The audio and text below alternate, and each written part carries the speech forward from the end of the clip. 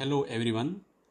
हम पढ़ रहे हैं क्लास 11th की बुक हॉर्नबिल के लेसन नंबर 6 सिल्क रोड, जिसके राइटर हैं निक मिडल्टन। यहाँ पर सिल्क रोड के माध्यम से लेखक ने अपनी कैलाश मानसरोवर की यात्रा का वर्णन बहुत ही खूबसूरती से किया है। इसी को हम आगे बढ़ाते हैं और जो फर्स्ट पार्ट हमने देख लिया था उससे आगे बढ़ते हुए हम इसके सेकंड पार्ट में प्रवेश करते हैं। तो इससे पहले हम लोग इस पार्ट को जान चुके थे कि लेखक के द्वारा जो पहाड़ी की चोटियों का वर्णन किया गया था। अब हम इससे आगे बढ़ते हुए अपना वर्णन जारी रखते हैं। The turn become sharper and the ride बम्पियर।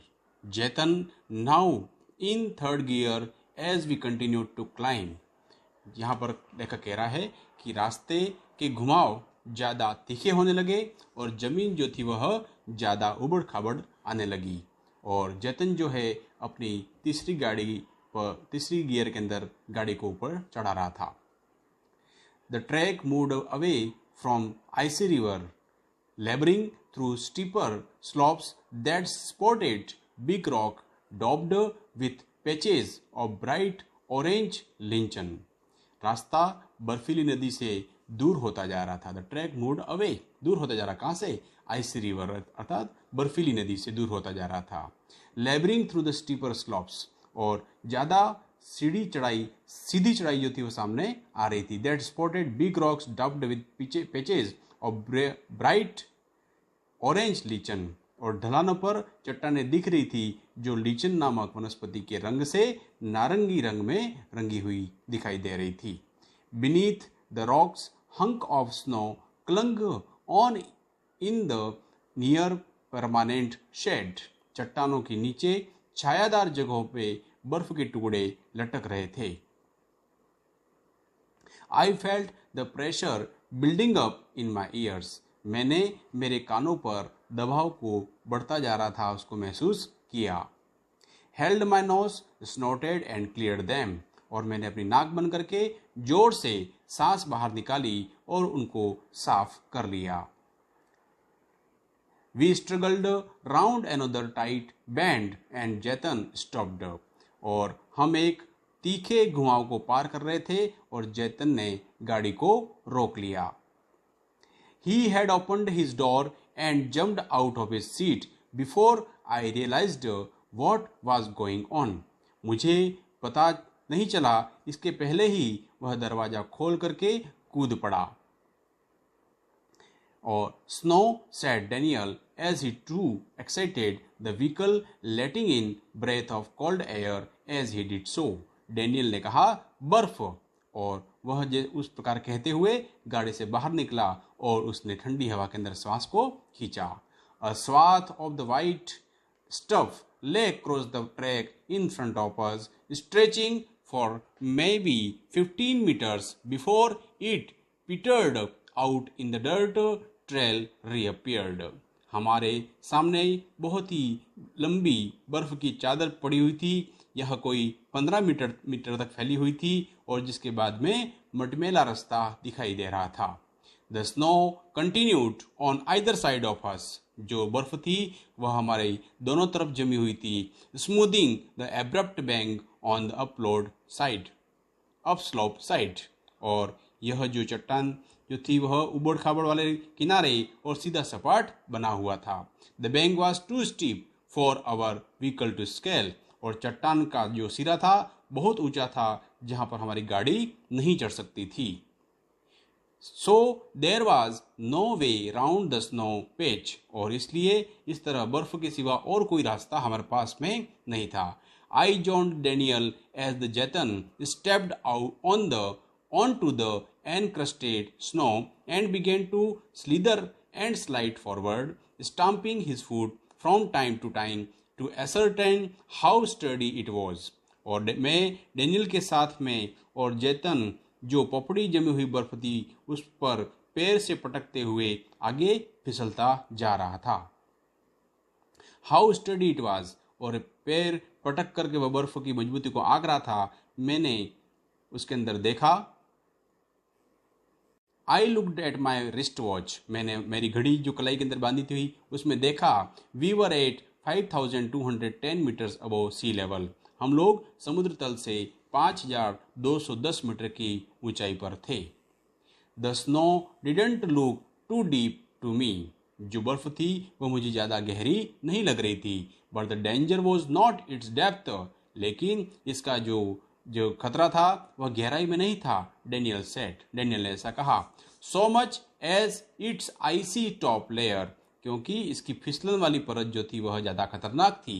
If you slip of the car could turn over, अगर हम फिसल जाते हैं तो कार जो है वह उलट सकती है। ही सजेस्टेड, उसने ऐसा सुझाव दिया। As we saw Jaitan grab handful of dirt and fling them across the frozen surface, उसने कहा, और हमने जैतन ने क्या करता है, वो मुट्ठी भर भर के मिट्टी को बर्फ की सतह पर फेंक रहा था।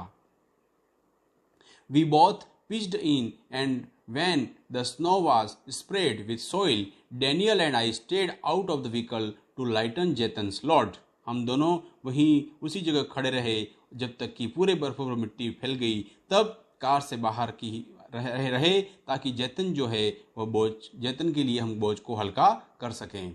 He backed up and drove towards the dirty snow. वह गाड़ी को मिट्टी की डली हुई बर्फ की तरफ ले गया।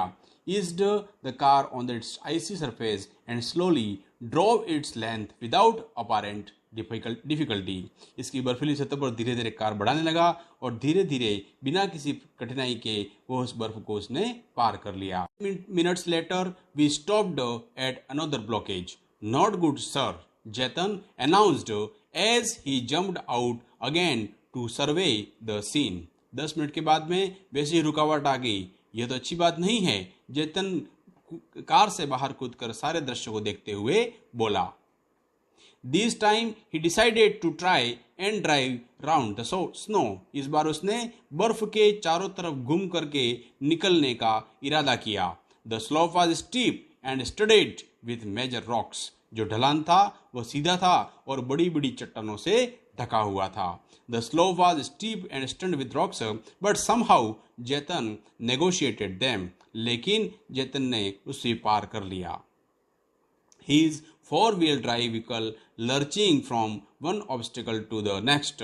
उसकी 4 पहियों वाली गाड़ी एक के बाद दूसरी बाधा को तिरछी होकर के पार कर रही थी। In so doing, he cut off one of his hairpin bend. एक बार तो बड़ा तीखा मोड़ भी उसने पार कर लिया। Regaining the trail further up where the snow had not drifted.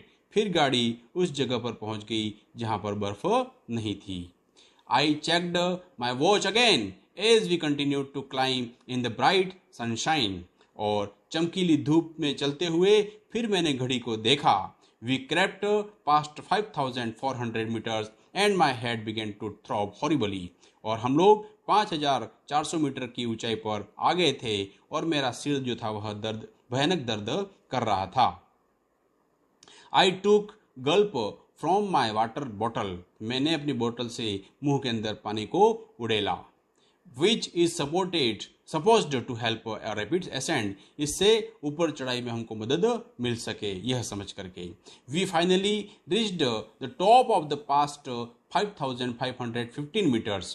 और हम लोग अंततः दर्रे के शिखर पर पहुंच गए जो कि 5,515 मीटर की ऊंचाई पर था। It was marked by large cairn of rocks festooned with white silk scarves and ragged prayer flag. और यहाँ पर चट्टानों का ढेर था जिन्हें सफेद रेशम के स्कार्फ से सजाया गया था। We all took a turn around the cairn in a clockwise direction as in the tradition, and Jaitan checked the tires on his vehicle. भट्टी पुरानी प्रार्थना की पताका भी वहाँ थी और हम उस स्थान की प्रदक्षिणा जो परिक्रमा मंदिरों के हम गढ़ दिशा में करते हैं कि परंपरा के अनुसार की, और जैतन ने अपनी गाड़ी के टायरों की हवा को चेक किया। He stopped at the petrol tank and partially unscrewed the top, which emitted a loud hiss. उसने पेट्रोल की टंकी के पास रुक करके पेट्रोल की टंकी का ढक्कन थोड़ा सा खोला तो एक सीटी की जैसी तेज आवाज हुई। The lower atmospheric pressure was allowing the fuel to expand. वायु का जो दबाव कम होने के कारण पेट्रोल के आकार का विस्तार हो रहा था। It sounded dangerous to me. यह मुझे खतरनाक लगा। जैतन laughed but not smoking. जैतन जो है वह कहता है कि हो सकता है लेकिन हाँ धूम्रपान मत करिएगा। My head soon cleared as we carried down the other side of the pass. दर्रे की दूसरी तरफ से नीचे उतरते ही मेरा जो सिर दर्द था वह कम हो गया। It was 2 o'clock by the time we stopped for lunch. जब हम दोपहर के समय ठहरे उस समय घड़ी के अंदर 2 बज रही थी। We ate hot noodles inside a long canvas tent. हमने एक लंबे से कैनवास के तंबू के नीचे खाना खाया। Part of working erected beside a dry salt lake. और यह तंबू एक सूखे नमक की झील के किनारे पर काम करने के लिए बनाया गया था। The plateau is pockmarked with salt flats and brackish lakes, vestige of the Tethys Ocean, which bordered Tibet before the great continental collision that lifted its skyward. पठार जो था वह नमक की क्यारियों और झाड़ियों के मैदानों से चिन्हित था और ये नमक की झीलें उस टेथिस सागर के अवशेष थी जो उस महाद्वीपीय टकराहट के पहले यहाँ मौजूद था, जो टकराहट के फलस्वरूप ऊपर की तरफ उड़ता चला गया। This one was a hive of activity, men with pickaxes and shovels trudging back and forth in their long sheepskin coat and salt encrusted boots. और इस झील पर काफी सरगर्मी थी, अर्थात लोगों की आवाजाही थी। बहुत से लोग फावड़े और कुल्हाड़े लेकर के नमक की पपड़ी जमे हुए जूते पहन करके इधर उधर आ जा रहे थे और उन्होंने भेड़ की खाल के कोट पहन रखे थे। All wore sunglasses against the glare as a steady stream of blue trucks emerged from the blindingly white lake laden with piles of salt. और यहाँ पर उन्होंने धूप से बचने के लिए सभी ने धूप के चश्मे पहन रखे थे, जिससे कि आंखों की चकाचौंध कर देने वाली सफेद नमक की झील के नीले ट्रकों की लाइन निकल रही थी और उन सब में नमक के ढेर लगे हुए थे।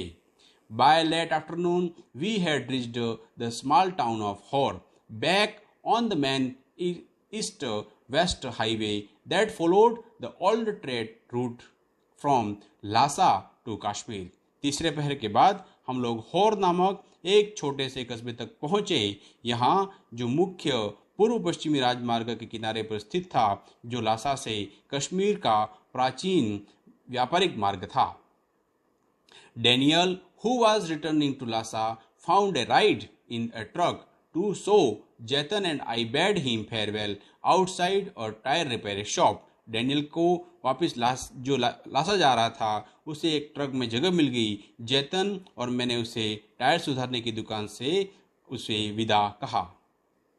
We had suffered 2 punctures in quick succession on the drive down from the Salt Lake, and Jaitan was eager to have them fixed since they left him with no spares.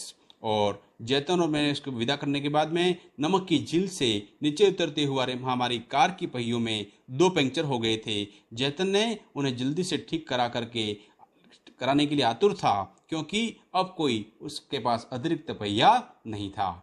Beside, the second tire he had changed had been replaced by one that was as smooth as my bald head. इसके अलावा जो दूसरा tyre उसने बदला था वह भी घिस करके मेरे गंजे सिर की तरह चिकना हो गया था। हौर was a grim, miserable place. हौर जो था एक निरस दुखी स्थान था। There was no vegetation whatsoever. यहाँ पर कोई वनस्पति नहीं थी। जस्ट डस्ट एंड रॉक्स, वहाँ पर मात्र धूल और चट्टानें ही काफी मात्रा में थी। Liberally scattered with years of accumulated refuse which was unfortunate given that the town sat on the shore of Lake Mansarovar. और यहाँ पर वर्षों से इकट्ठी गंदगी थी। यह दुर्भाग्यपूर्ण बात थी कि यह कस्बा मानसरोवर के किनारे पर था। Tibet most venerated stretch of water ancient Hindus and Buddhist cosmology pinpoints Mansarovar as the source of 4 great Indian rivers. और तिब्बत की सबसे पवित्र और सम्मानित झील थी। प्राचीन हिंदू और बौद्ध भूगोल के अनुसार मानसरोवर झील के से 4 नदियां निकलती हैं, ऐसा कहते हैं। और ये 4 नदियां कौन कौन सी हैं? The Indian river, the Indus, the Ganga, the end the source of 4 great Indian reverse, the Indus, Ganga, Sutlej and Brahmaputra. Sindhu, Ganga, Sutlej और ब्रह्मपुत्र, ये 4 नदियां यहाँ से निकलती हैं, ऐसा माना जाता है। Actually only the Sutlej flows from the lake. वास्तुतः सिर्फ सतलज नदी जो है वो मानसरोवर से निकलती है। We were actually only Sutlej and but the headwater of the other all rise nearby on the flanks of Mount Kailash। और यह अन्य नदियों के स्रोत भी कैलाश पर्वत के आसपास ही हैं। We were within striking distance of the great mountain and I was eager to forge ahead। और हम उसी महान पर्वत के काफी नजदीक आ पहुंचे थे और मैं आगे बढ़ने के लिए काफी आतुर था। But I had to wait। Jatan told me to go and drink some tea in horse only cafe, which like all the other building in town was constructed from badly painted concrete and had 3 broken windows। लेकिन मुझे इंतजार करना पड़ा। जैतन ने मुझे horror कस्बे के एकमात्र कैफे में चाय पीने के लिए कहा, जो हॉर के अन्य सभी भवनों की तरह भद्दे रंग के कंक्रीट से बना था और उसमें 3 टूटी खिड़कियां लगी हुई थी। The good view of the lake through one of them help to compensate for the drought. और एक खिड़की जो कि टूटी हुई थी से मैंने झील को अच्छी तरह देखा, जिससे सारी ठंडी हवा के कष्ट जो था हमको उसकी क्षतिपूर्ति कर दी थी। I was served by the Chinese youth in military uniform who sprayed the grease around on my table with a filthy rag before bringing me a glass and a thermos of tea। मेरी सेवा के लिए जो फौजी वर्दी वाला चीनी युवक था, उसने आकर के मेरे गिलास तथा चाय का थर्मस लाने से पहले मेले चितड़े से मेरी मेज पर चिकनाई फैला दी। हाफ एन आवर लेटर, लगभग आधे घंटे बाद, Jatan relieved me from my solitary confinement and we drove past a lot more rocks and rubbish westwards out of town towards Mount Kailash। आधे घंटे बाद जैतन ने मुझे एकांतवास से जेल से निकाला और अधिक चट्टानों और गंदगी से गुजरते हुए कस्बे के बाहर पश्चिम की ओर कैलाश पर्वत की तरफ आगे बढ़ गए। My experience in Hor came as a stark contrast to account I had read of earlier travelers' first encounter with Lake Mansarovar. हौर कस्बे में मेरे अनुभव उन पहले वाले यात्रियों के वर्णन से ठीक विपरीत थे जो मैंने मानसरोवर के बारे में पढ़ रखे थे। Ekai Kawaguchi, a Japanese monk who had arrived there in 19,000, was so moved by the sanctity of the lake that he burst into tears। एक कावागुची जो कि जापानी सन्यासी था, वह सन 1900 में आया था और उसने झील की पवित्रता से इतना अभिभूत हो गया था कि उसके आंसू जो थे वह रोक नहीं पाया। A couple of years later, the hallowed water had a similar effect on Sven Hedin, a Swede who was not prone to sentimental outburst। कुछ वर्ष बाद पवित्र झील के पानी ने स्वेन हेडिन पर ठीक वैसा ही असर किया जो कि एक स्वीडन का नागरिक था और वो भावुकता प्रकट करने से दूर ही रहता था। It was dark by the time we finally left again, and after 10:30 p.m. we drew up outside a guest house in Darchen for what turned out to be another trouble night। जब हमने यह स्थान छोड़ा तो अंधेरा हो चुका था और रात्रि के 10:30 बजे हमने डार्शेन के एक अतिथि गृह में बाहर की तरफ एक कष्टदायक रात बिताने के लिए आकर के ठहरे। Kicking round in the open air rubbish dump that passed for the town of Hor had set off my cold once more, though if truth be told, it had never quite disappeared with my herbal tea।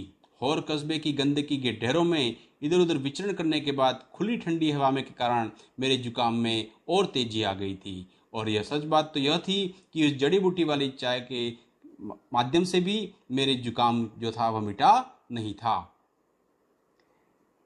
One of my nostril was blocked again, and as I lay down to sleep, I was not convinced that the other would provide me with sufficient oxygen. मेरी नाक का एक नथुना जो था पूरी तरह बंद हो गया था और लेटते ही मुझे लगा कि दूसरे नथुने से पर्याप्त ऑक्सीजन नहीं मिल सकती है। My watch told me I was at 4,760 metre. मेरी घड़ी ने मुझे बताया कि हम लोग 4,760 मीटर की समुद्र तल से ऊंचाई पर हैं। It wasn't much higher than रावू। यह ऊंचाई रावू से इतनी ज़्यादा नहीं थी। And there I had been gasping for oxygen several times every night। और वहाँ पर मैं रात भर ऑक्सीजन के लिए कई बार बेचैन रहा। I had grown accustomed to this nocturnal disturbance by now, but they still scared me। कई इन रातों में होने वाले परेशानियों से अब तक मैं आदी हो चुका था, फिर भी मुझे इनका डर था। Tired and hungry, I started breathing through my mouth। और थका हुआ और भूखा होने के बावजूद मैं अपने मुंह से सांस लेने की कोशिश करने लगा।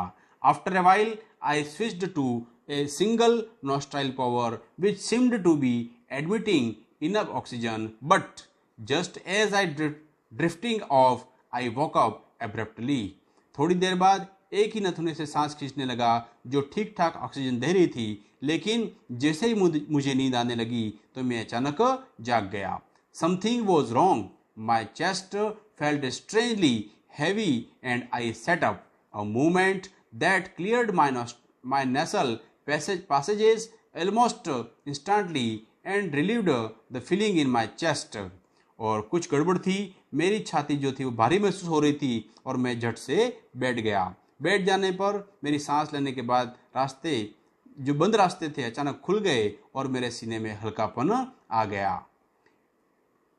क्यूरियस आई थॉट, मैंने सोचा यह अजीब बात थी। I lay back down and tried again. मैं फिर लेट गया और सांस लेने की कोशिश करने लगा। सेम रिजल्ट, और फिर वही नतीजा था। I was on the point of disappearing into the land of Nod when something told me not to. मैं नींद की गोद में पहुंचने ही वाला था कि अंदर से आवाज आई कि सोना ठीक नहीं है। It must have been those emergency electrical impulse again, but this was not the same as on previous occasion. हो सकता है कि फिर भी यह मस्तिष्क की कोई विद्युत धारा है वो, लेकिन यह पहले के अनुभव से बिल्कुल अलग थी। This time I wasn't gasping for breath, I was simply not alert to go to sleep. मैं इस बार सांस लेने के लिए व्याकुलता महसूस नहीं कर रहा था, बस मुझे नींद लेने की आशा नहीं थी। Sitting up once more immediately made me feel better. और तुरंत ही मैं उठ बैठा और अच्छा महसूस करने लगा। I could breathe freely and my chest felt fine. मैं अब ठीक तरह से सांस ले सकता था और मेरा सीना हल्का था। But as soon as I lay down my sinuses filled and my chest was owed. लेकिन जैसे ही मैं लेटता मेरे साइनस जो थे वह भर जाते और छाती जो थी वह जकड़ जाती। I tried propping myself upright against the wall। मैंने दीवार के सहारे से सिर ऊंचा किया और बैठ गया। But now I could not manage to relax enough to drop off। और मैं इस मुद्रा में नहीं सो सकता था। I could not put my finger on the reason। और मैं सो नहीं सकता था, मुझे कारण पता नहीं था। और but I was afraid to go to sleep. लेकिन मुझे नींद लेने से डर लग रहा था। A little voice inside me was saying that if I did I might never wake up again. मेरे अंदर की एक आवाज कह रही थी कि अगर मैं सो गया तो फिर मैं कभी जाग नहीं पाऊंगा। So I stayed awake all night. इसलिए मैं रात भर जागता रहा। तो इस पार्ट को यहाँ तक पढ़ने के बाद में हम अगले पार्ट को नेक्स्ट सेशन के अंदर फिर से देखेंगे।